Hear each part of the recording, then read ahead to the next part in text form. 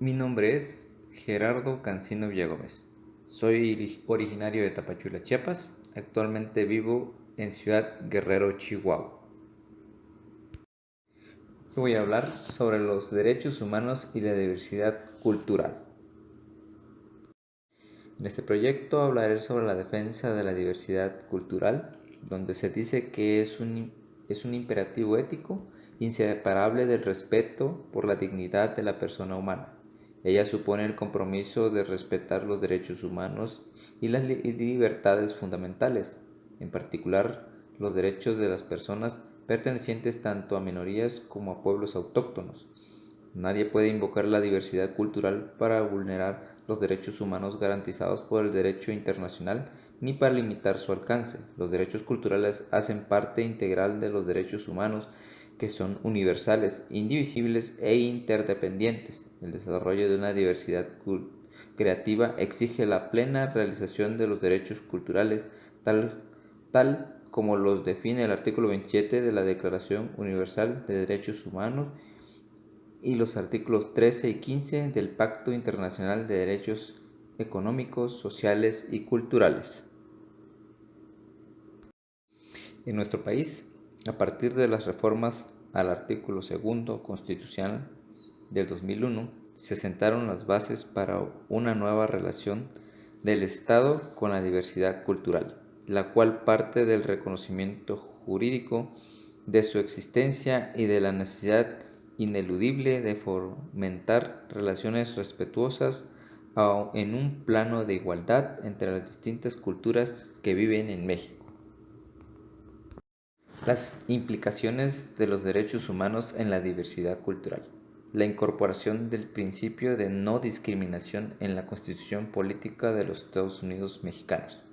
La promulgación de diversas legislaciones como la Ley Federal para prevenir y eliminar la discriminación, la Ley General de Derechos Lingüísticos de los Pueblos Indígenas, la importancia del reconocimiento pleno de los derechos de los pueblos indígenas a partir de su consideración normativa en las constituciones y leyes de las entidades federativas.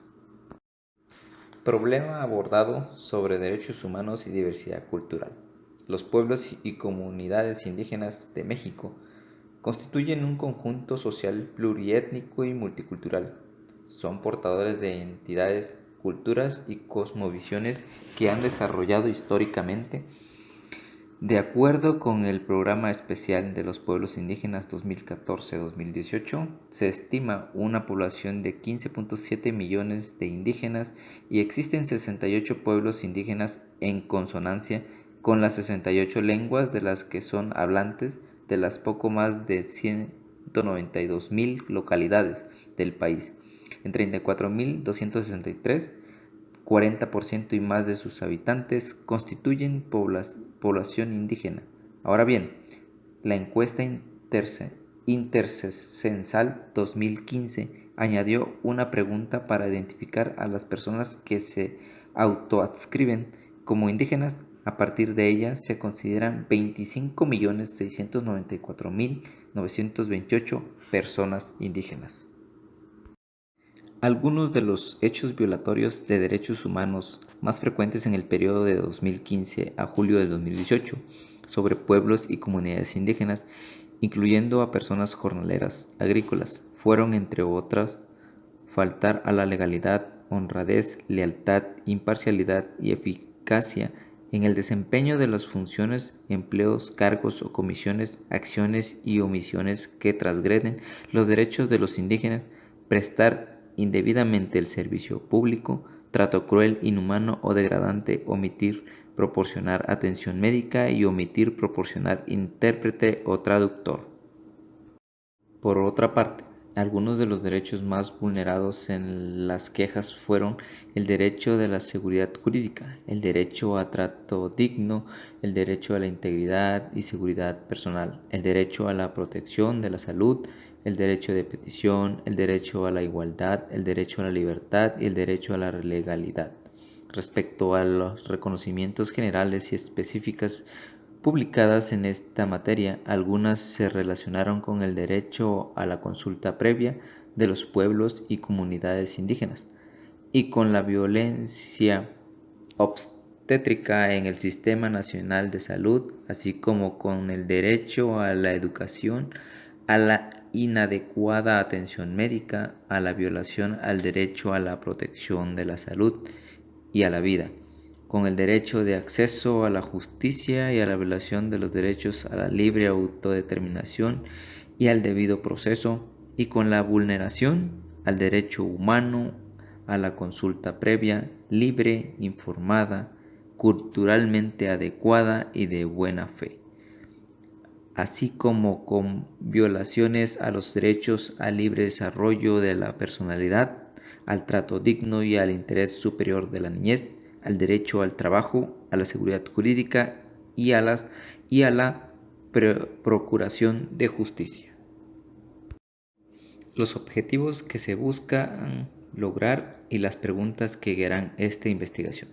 Trabajar en temas respecto a la protección de los derechos de la niñez indígena, pues es un grupo en situación de vulnerabilidad debido a la interseccionalidad en la que se encuentran estas personas, es decir, por su condición de menores de edad y de indígenas. Poner especial énfasis en el conflicto que existe en la ley penal en relación con la regulación sobre feminicidios, especialmente de mujeres indígenas, pues en las comunidades indígenas la violencia física, psicológica y sexual se perpetúan, entre otras razones, por cuestiones relativas al consumo excesivo de alcohol, aunado a la situación imperante de machismo que persiste. Es importante mencionar que los pueblos afromexicanos han reiterado en múltiples foros y espacios de diálogo que quieren un reconocimiento constitucional expreso, es decir, que no se les equipara con los pueblos indígenas, sino que se les reconozca una propia identidad y derechos específicos, lo que significa para el Estado mexicano una reforma constitucional. ¿Qué se pretende alcanzar?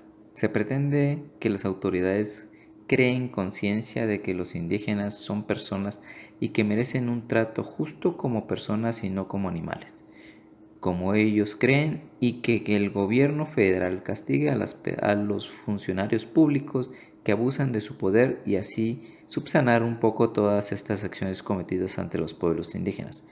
Preguntas: ¿quiénes violan los derechos humanos de los indígenas? ¿Qué acciones ha tomado el gobierno estatal y federal con respecto a este tema?